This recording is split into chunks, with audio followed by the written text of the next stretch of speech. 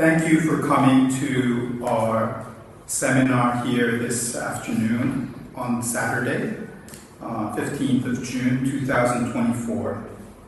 Today's seminar is on North Korea and cyberspace, a unique challenge, and it is hosted by the Peaceful Unification Advisory Council, the Austrian chapter. My name is Ho-Seung Lee. I am also a council member of the Austrian chapter Peaceful Unification Advisory Council. Without further ado, I would like to invite Dr. Manu Khan, who is the president of the Austrian chapter of the Peaceful Unification Advisory Council, for some welcome remarks. Thank you. Welcome. I would like to welcome all of you to this seminar, and thank you, Dr. Brunner and Dr. Weber, for the lecture today. And Dr. Brunner is a daughter of our vice presidents. So the idea behind of this seminar is due to the developments and spread of IT technology.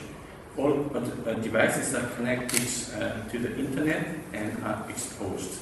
We often hear news about hacking, especially the theft of customer information and theft of important technology with hacking, and also even theft of virtual currency. In particular, North Korea seems to be working harder to steal technology and acquire virtual currency through hacking due to international sanctions. Through this seminar, we hope that we can learn about North Korea's activity in cyberspace and how we can prevent them. Once again, I would like to thank everyone for attending this seminar, and thank you, Dr. Weber and Dr. Brunner, for the valuable presentation. By the way, you see the Professor Zemanek. I also admire him. The seminar is dedicated for Professor Zemanek. He graduated this university, and he built the first Austrian computer called MyLifter, 1959, which consists of transistors. Okay, have fun. Thank you. I'd like to invite Dr. Valentin Weber or Isabella Brunner to begin this most interesting presentation on North Korea and cyberspace, a unique challenge. Thank you. 안녕하세요. As was just said, we are honored to be here, and thank you very much to the Peaceful Unification Advisory Council for inviting us to give you a little bit of an overview of North Korean cyber activity. Okay, so as was just said, my name is Isabella Brunner. I'm a postdoctoral researcher at Leiden University. My research focuses on international law and cyber operations with respect to state responsibility and evidence. And it's very interesting that you mentioned Professor Zemanek, because we also have a very highly eminent professor of international law who's also called Zemanek, which I figured they might be related, but I don't know. Dr. Valentin Weber. No, yeah, it's okay. Second one. Oh, wait, second. Wow, that's very. Yes, I'm a researcher in Berlin with a think tank in Berlin, and there I work in a project funded by the German Foreign Ministry, and I work also on cybersecurity, more from an international relations and political science perspective. Okay, so today's talk, as we said, will be about North Korea and cyberspace. We will try to make this very as a good overview. If we speak too fast, please let us know, and if you have any questions during the talk, also please let us know. We're very happy to make this a very more flexible presentation. So, the plan of this presentation is to give you an overview on the first hand of the origins of the North Korean internet. How did North Korea get to where it is today as a very sophisticated cyber power? What are specific North Korean activities in cyberspace in recent years? I think these would be quite interesting and enlightening, what North Korea does in cyberspace and how it affects other countries. And then we will talk a little bit about how to hold North Korea accountable or what to do to prevent further activities, although we already will have to admit that this is very hard. So, to start this presentation, we thought we'd give you a little bit of an overview of what's been happening recently. I guess a lot of you are already very much aware of this. So end of May, we had North Korea launching a so-called military reconnaissance satellite. So it's an espionage satellite into space. As you can see from a Korean television channel, it failed. But what it shows is that North Korea is increasing its capabilities in military technology and military power. And the question is, how can it do so when it is currently being under a lot of sanctions and is allegedly not even supposed to gain a lot of foreign currency to be able to even build up or import military material. The same is of course happening with nuclear weapons, and as is very much known, North Korea has been increasingly building up its nuclear weapons program.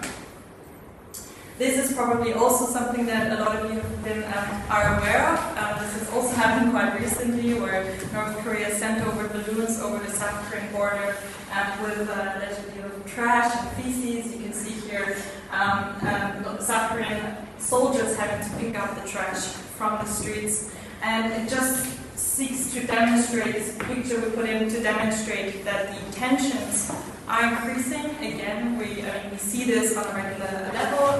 South Korea and North Korea are having increasing tensions, but this is another dimension. It has, in the past we've heard further news of South Koreans shooting over the border because North Koreans apparently attempted to cross the border. So we can see increasing tensions. And this is to show you what's happening in cyberspace. So also again, end of May, we saw a huge cyber espionage activity, or at least so far it's called an espionage activity, against the South Korean Supreme Court, which was allegedly undertaken by North Korea. And for now, it is said that about 1 terabyte of data was stolen, but the extent of the damage is still unclear. So we can see North Korea, we can see tensions rising, North Korea undertaking cyber activities, but how did we get to where we are today? So what did North Korea do to become a cyber power, and how is it possible that it can finance its weapons of mass destruction program? And the answer is through cyber activities. So this is just a brief history. We won't get into any details, but it's interesting to see that everything already started with Kim Il-sung, in fact. So Kim Il-sung already had an interest in developing technology for the North Korean state. In fact, North Korea was even more advanced, you could say, in the first years after Japanese decolonization and the separation of the two countries, with building up technology. So it is reported that North Korea had its first computer already 13 years before South Korea did, and was aiming to be very technologically advanced by the years going by. And in the 80s, we can already see an uprising, the creation of computer assembly plants, electronic computation college that was built under Kim Il-sung, and then a Pyongyang informatics center, which I found interesting, with the help of the United Nations agency, the UN Development Program. And there you can also see this progress through Soviet instructors coming into North Korea, or North Korean hackers going to Soviet Union to be taught in so-called cyber warfare. Now, under Kim Jong-il, we can also see a lot of more investment in fiber optic cables. In 1995, Kim Jong-il is allegedly reported to say that the 21st century will be fought in information space, or it will be information warfare. And if you now see what is happening also in Russia and Ukraine, you can see increasing tensions not only in the traditional battlefield but also in cyberspace. So I guess this statement was quite correct, and the fact that North Korea is also engaging very much in cyber activities also shows that he did have a plan and he did fulfill it. And what is also interesting is in 1996 it is reported that North Korea had its first known internet connection to the outside world. Allegedly only from China, so it's It's the only network connection they have, meaning that if they go through China, China itself is already heavily censored. So only the information that is already censored that goes into China then goes into North Korea. So you can imagine there's not really a lot of information going through that actually ends up in North Korea. And the information that is then being put into North Korea or can be accessed from North Korea is again heavily censored by the North Korean agents, but that is something Dr. Weber will be getting into more. Then another interesting development in North Korean internet is its development of Kwangmyeon, which stands for bright light, and is basically North Korea's intranet.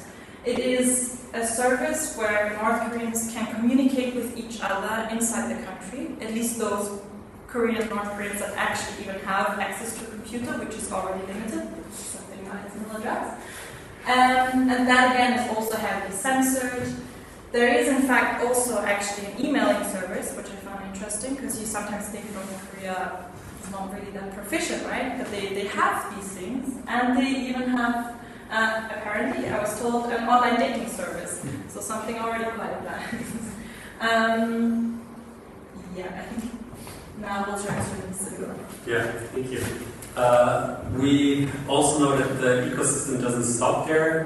You can have a heavily censored intranet that is shielded off of the world, but at the same time you need to have the whole technological systems around it. You need to have an operating system. We know that North Korea has an operating system called Red Star operating system that's similar to Windows operating system or Mac operating system.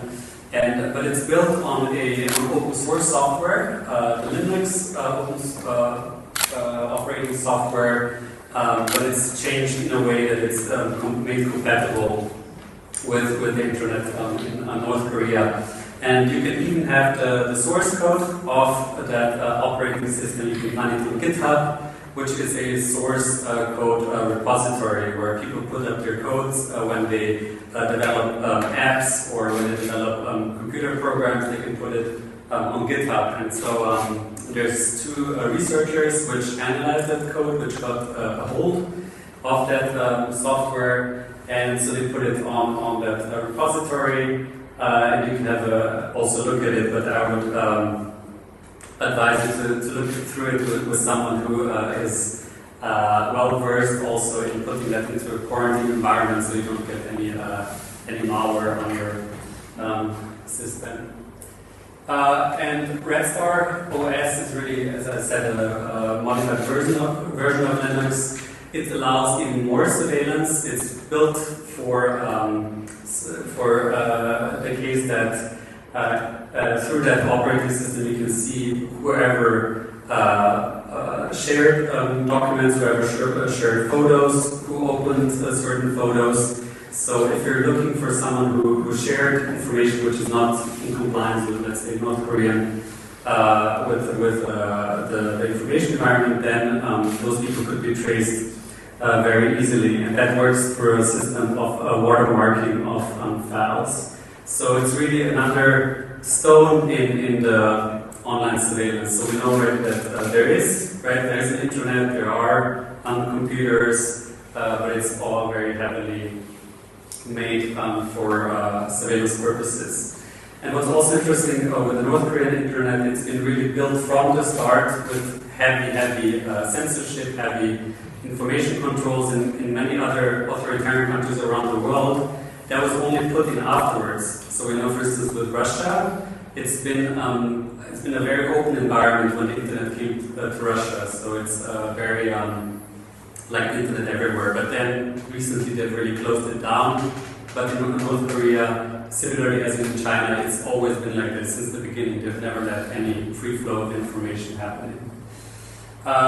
There's also, you have within the country, you have even a browser. You know the browser, you have Google Chrome, you have Safari, you have Brave, you have Firefox, and so within North Korea you have a browser called Sminar, which is really also built on Mozilla Firefox, which is an open source browser. And again, this is very tightly controlled. It always sends updates to a centralized platform of people who are surveilling the internet within the country. And all the email connections that were established, all the calendar entries are also being fed back to people who are charged with policing the internet there. So who has access to the internet? Very few people. A few influential families. We can't know really who exactly, but we know that it's a very tight circle around the leadership. Of course, also the thousands of people who are committing also cyber attacks and who are conducting cyber operations. That means people within the intelligence bureau, within the intelligence agency of North Korea, and also of course the close family of Kim Jong-un. But enough about the internet. What about now we want to enter also into more into cyberspace, which means how does North Korea conduct its cyber operations? How does it obtain foreign currencies? How does it hack into other people's computers? And for that, we will need that knowledge that we just gained about the internet, right? And how they operate. We have seen the earliest cyber operations around 2009, so that's around 15 years ago already. We have seen a group called the Lazarus Group. Lazarus, some of you might know, is an allusion to the Lazarus which reawakens from the Bible, right? Who's been dead and then he's being reawakened. And these hacking groups are usually named by cybersecurity companies which are based in Europe but also in the United States, to give them some labels. So there's a particular one in North Korea called the Lazarus Group. And you can really see how around 2016-17 those cyber operations from North Korea have picked up. That's also when the regime saw that this is also a good way of getting money into the country, which has been more and more sanctioned also through the last few years. So cyber operations have really become a additional revenue for the regime, which has been heavily censored. So we're thinking sometimes, we always hear of hacking, we hear of, earlier we just, Magister Brunner mentioned that the Supreme Court has been breached in South Korea, and so we sometimes ask who is behind this, right? And we know that within the Intelligence Bureau, Intelligence Ministry, and within intelligence agency within North Korea, there's different groups. The most famous ones are Kim Soo-ki, which also people think it's related also to the name Kim, and so that's where the name comes from. APT-37 is a usual name which is it's an acronym for Advanced Persistent Threats. It means this actor is very, very capable. Also Andariel, which the name alludes to a computer game, Diablo, where there's a character, a beast called Andariel. But I've put these together because because APT-38 and Andariel, they are subgroups of the Lazarus group, which is a more broader term for a few different kinds of hacking groups. So here you can see really how the intelligence agency within North Korea is built. You have the Reconnaissance General Bureau, and then you have different departments which go after different kinds of targets. To give you a few examples, the Lazarus Group, which we saw earlier, is the Third Bureau of Foreign Intelligence. So those often conduct very disruptive or destructive cyber operations. They would also target entities further abroad, let's say in the United States or also other continents. The Fifth Bureau of Inter-Korean Affairs is very much focused on targeting Korea. And then Bureau 121 operates from China. And that's interesting because we saw earlier how heavily censored and how really secluded the internet within North Korea is and how it's really shielded from the rest of the world. And that's also one reason why North Korean hackers are also based abroad often, in China, close to the border with North Korea, but also in India and further abroad. So that's one of the uniquenesses, let's say, also of North Korean hackers, that they are based abroad. And here, to give you a bit more of visuals of how that hotel looks as well in Shenyang, in China. Here you can see also the border, and that's a hotel which is operated by a North Korean state organization. And that Bureau 121, it's from that hotel. There's North Korean hackers working from that hotel, and they of course have a much nicer life than people within the country. So they've already an incentive of going into that business because they will have a relatively okay life there. But they do both espionage operations, but also more disruptive attacks. And that's actually very difficult then for, let's say, if Austria is attacked, then it's very difficult also to say, okay, those operations happen from China, then you immediately also accuse China. So it's another challenge of holding North Korea accountable, because you always have to also implicate other countries. And yeah, so the major geographic focus of North Korean actors are based in Asia, and that's a bit misleading because a lot of that chunk in Asia, that part is focused on South Korea. So most of the attacks or espionage operations that North Korea is conducting is against South Korea. You can really see it's on the heat map very, very clearly seen. And like against the rest of the world, the primary purpose of North Korean attempts is to find an espionage, whether it's for political goals or also for mostly for political goals, but also to gain currency, right? So to feed the regime. More disruptive attacks are more in a smaller portion, that means they're not so common, but we'll see particular cases now of what this looks like. And if we look at South Korea, again, Kim Suk-hee was so earlier, they are focused on going after South Korea. They tried to get into the South Korean Atomic Research Agency by getting a vulnerability in some security tools that the South Korean Research Agency is using. And what they wanted to do, and what North Korea wanted to get, is also information to develop their own nuclear power plants at home in North Korea. And what's interesting, there's also a Vienna nexus, because in that cyber operation against the Atomic Research Agency, they also targeted one employee at the IAEA, which is based in Vienna, the International Atomic Energy Agency. So you can see also that Vienna is often in the focus of these cyber operations. There's more.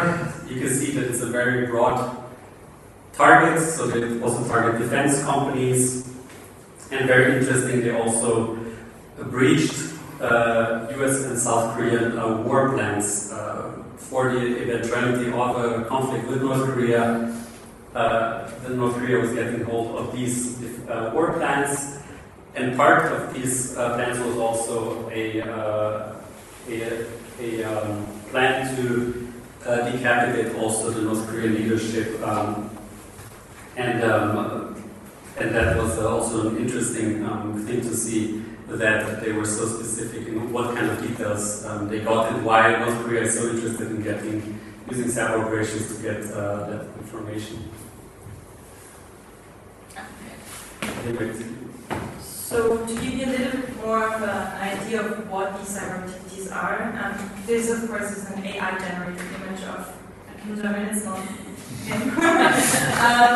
is to give you some examples of cyber activities that have happened in recent years. And because we picked those because we thought they were quite significant, because they had quite a huge influence in the world.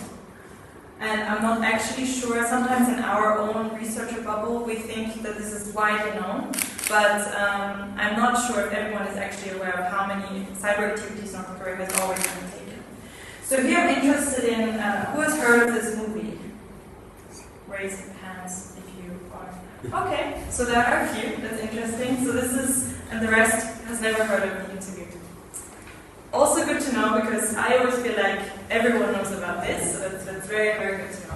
So this is a movie that was produced by the company Sony Pictures Entertainment, and it's about two journalists, US-American journalists, who get the chance to interview Kim Jong-un, the real Kim Jong-un. And they are being, in the movie, they're being approached by the CIA, so the United States Central Intelligence Agency, and they tell the journalists, when you go to North Korea and you meet Kim Jong-un, you have to kill him. Now, this is obviously quite a big thing, because if you think about it, he's a real person, he's the leader of North Korea, and in this movie, they're going to kill him. So obviously North Korea was very much upset, as you can imagine. They sent, through the UN ambassador in New York, they sent a letter to the United Nations criticizing that this movie is being produced and filmed. And they said, in fact, that if the United States, or if Sony Pictures Entertainment that is located in the United States goes ahead and releases this movie in the movie theaters, then this is basically to be called an act of war or an act of terrorism by the United States. And so they were really upset. But after that, nothing really happened from North Korea officially. But what we then saw was Sony Pictures Entertainment itself, which is headquartered in Los Angeles.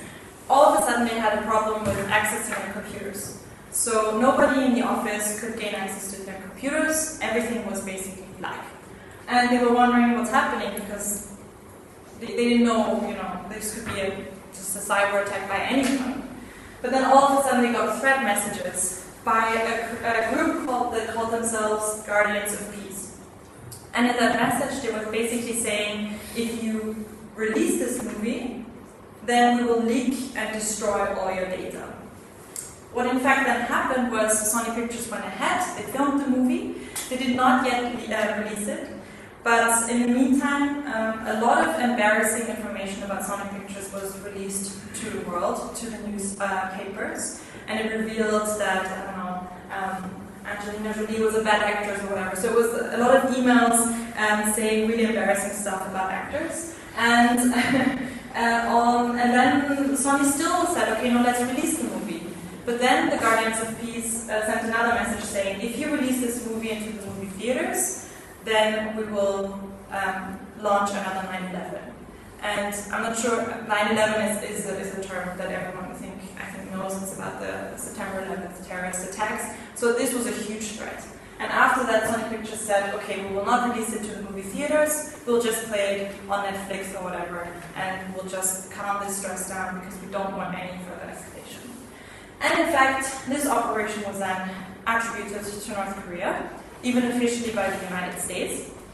And I think subsequently maybe also other countries, but I'm not sure. But there were already sanctions also imposed by the United States against North Korea because of this. Now, as I've said before, and as Valentin said before as well, North Korea is undertaking a lot of cyber activities for financial gain. Because, and this is reported especially by the United Nations Security Council panel of experts, they are using the money to fund the nuclear weapons program, and thus they're being sanctions. So these virtual currency theft, ransomware cases we're calling them, are all financial cyber activities. It means that North Korea is launching cyber activities against various institutions to get money. And that money is usually in so-called virtual currency. So, for example, Bitcoin. I guess, who knows what Bitcoin? Good. So these are virtual currencies that they then transfer into actual money, which they then can use to purchase certain material that they need for the nuclear weapons program.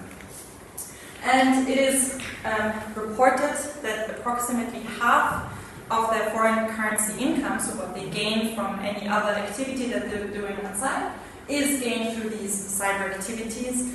And in fact, between 2017 and 2023, it is alleged or reported that they amassed up to $3 billion just by doing these cyber activities. So what is a good example of this? I think this was a pretty good one. I'm not sure if you heard about this, but this is the so-called Bangladesh bank heist of 2016, where Bangladesh Bank basically asked the New York Federal Reserve to transfer $101 million to the Philippines and to Sri Lanka. Later it turned out that in fact, again, a North Korean group, the Lazarus group, Valentin had mentioned, had gained access to the computers of Bangladesh Bank and managed to therefore make these requests to the New York Federal Reserve that then transferred all the money to the Philippines and Sri Lanka. In fact, $60 million of those $101 million were never recovered, so we can assume that North Korea managed to get access to these $60 million by the end. And what is interesting about this is that it's the first state actor, North Korea, that is stealing funds from banks, which is quite remarkable. This is another incident which is a typical so-called ransomware incident. I won't go into too much detail, but it's I'm not sure, is anyone aware of what a ransomware incident is? So it's so a ransomware is a malware that encrypts your data, and so let's say you are on your computer and you get a message on the screen. We all have your data. We have your data, and for you to get back the data, you have to pay them, and you have to pay in virtual currency, so Bitcoin. So this is what a ransomware attack is. And that happened in 2017 quite extensively, apparently in 150 countries, as you can see on the map. And it affected over 300,000 computers where all the data was basically encrypted. You could not get access to it anymore. And in fact, you could even not get the data back because there was no decryption key. Meaning that if you paid money, you would even not get your data back. And that, again, was allegedly attributed to North Korea. Now, how does North Korea move money? This is a challenge because a lot of the online traffic, a lot of the online payments, they're being traced, right? You know who you pay, you know who's getting paid, but there's also some other ways of getting virtual currency into money laundering that currency. So going back to the Bangladesh bank heist, it's one of the few examples where we know how North Korea made the money look as if it's normal. And how they usually get access to systems is that they're fishing for data. That means they would send you an email, and you would put in your data, you would put in your password, and then that's how they would get access to the system. And once they have the money, in that case, they try to make it as complicated as possible. They move it from country to country, so it's difficult to trace. And for that, North Korea's history of smuggling and illicit money transfers is an asset, right? They've been doing it for ages already in the offline world. And also use criminal networks across continents to move the money. How they often do it is also they would, for instance, send you an email, and then they would get information. Let's say they would get your passport, they would get your photo, and they would use this passport to register an online account at the virtual currency bank or at the bank, and they would use your ID in order to get money on the account. So they would kind of hide their tracks and use real people's personalities. And then they would just transfer very, very small amounts, so the banks wouldn't really have wouldn't be suspicious. And they would have a lot of these identities, and through these identities they would send around small amounts of money, so they wouldn't know, the bank wouldn't know what's happening. In that case, in the Bangladesh heist case, it was interesting because the money was transferred to the Philippines, and there the money was retrieved and converted from US dollar into Philippine pesos. And then what they did, so they had all that money, imagine you have all that money, which they then gambled here at this casino in order to hide their tracks. And whenever they used that money, whenever they won at that casino, that money would be already laundered, right? Because the track would be hidden. And we know that there were two men involved in that operation, so the money was transferred to the Philippines, and then there were two people who were gambling the money in that Philippine resort, and whatever money they won was clean. And after they retrieved that money, they flew onwards to Macau to then further perhaps feed that money back into North Korea, and for them to use it then for their weapons program for other purposes. But it seems really difficult, right, to hold North Korea accountable. We see that the money is moving from country to country, and at some point you lose track where the money comes from, and you can't really stop it. It seems very difficult to stop it because it's all virtual, it's all moving very fast, and it's a real challenge for countries. We saw that some hackers are based in China, some are based in India, some are based elsewhere. How are you going to get, how can you hold the North Korean government accountable for these actions? So, just briefly to this, there are several approaches obviously that are going on, and we have different countries that treat this much differently. What we know about South Korea is in its most recent cybersecurity strategy of February this year, they very openly say that North Korea is their biggest threat in cyberspace, and they even say that they want to do so-called offensive cyber defense against North Korea, which basically means that you get into the systems of the North Koreans first before they can do anything against you. South Korea is very active, I would say, in that regard. They do meetings at the United Nations Security Council. Actually, this month they also had such a meeting. In April, they launched a Security Council meeting to raise more awareness about North Korean cyber activity, because it's obviously not very much known. And they do also so-called joint cybersecurity advisories with other countries to raise awareness. The United States. The United States has again a different approach. We know that the United States is strongly against also North Korea's nuclear weapons program. And so but it's very difficult for the United States, of course, to have an impact on North Korea, because the country is already so sanctioned. If you add another sanction, well, what's really the point? You won't stop them because they still keep on doing what they are. So what the United States did, they developed some capabilities to destroy North Korean missiles through cyber means, let's say. So what would happen is that what is thought that started under Obama is that the US got into the supply chain of those missiles. Let's say if you want to launch missiles, you need all those different software as well, because it's not only hardware. You need to those missiles need to steer, right? They need to know where they go, and for that they need software. And so the US apparently got into that digital environment of a missile, and so in that way they could also mess with it. They could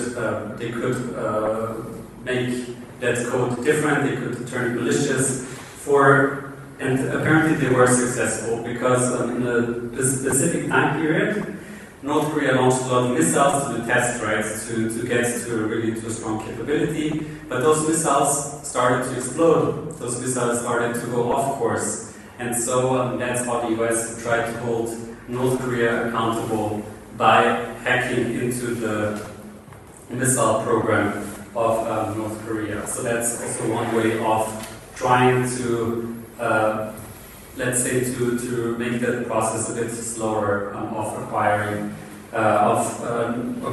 nuclear weapons from North Korea. That North Korea acquires nuclear weapons. There's also other people. There's another person in the United States. So he is called Alejandro Caceres. And so what happened is that North Korea tried to hack him as well, because he's a so-called white hat hacker in the United States. He is a security professional, right? He's trying to make systems more secure. And so the North Korean hackers were trying also to get into his systems, right? Because they wanted to get some of his tools, they wanted to acquire also the knowledge that he had and the software that he had. And so he saw that North Korean hackers were trying to get into his systems.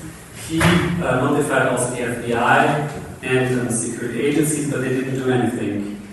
So what he did is that he went on his own and he took down the North Korean internet for a week almost, and that means all the websites, the few websites that are available on the internet. And so he said that countries should also do this. Whenever North Korea steals money, whenever North Korea does a bank heist, then countries should take down the North Korean internet for a few days or weeks, right, as a retribution. But of course, this is very disputed because it's difficult to argue because it's not really proportional, right? It's not really proportionate, and so this is difficult, right? But he still did it. But that's again another way of trying to hold accountable a regime which is already very economically sanctioned, which is where it's difficult to make a point against them. But there's all other ways, and you will go further into that. And this will be our concluding slide. I mean, there's a lot of text, but basically, it is very difficult to hold North Korea accountable and to make sure that North Korea is being held responsible for the cyber activities. We have attempts, as was also mentioned before by Dr. Han, about the sanctions that the United Nations is imposing against North Korea.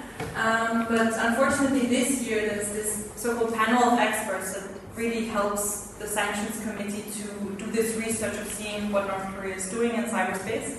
Their mandate was not extended because Russia vetoed against their extension in the Security Council. So you can also see states like Russia and China working proactively to protect North Korea from accountability, and so this is very difficult.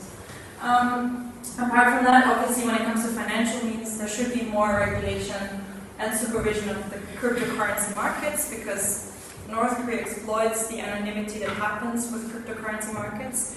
This is getting into too much detail, but if you have any questions about that, we can go into the Q&A. And obviously, we need to raise more awareness of what North Korea is doing in cyberspace, and that's just really important.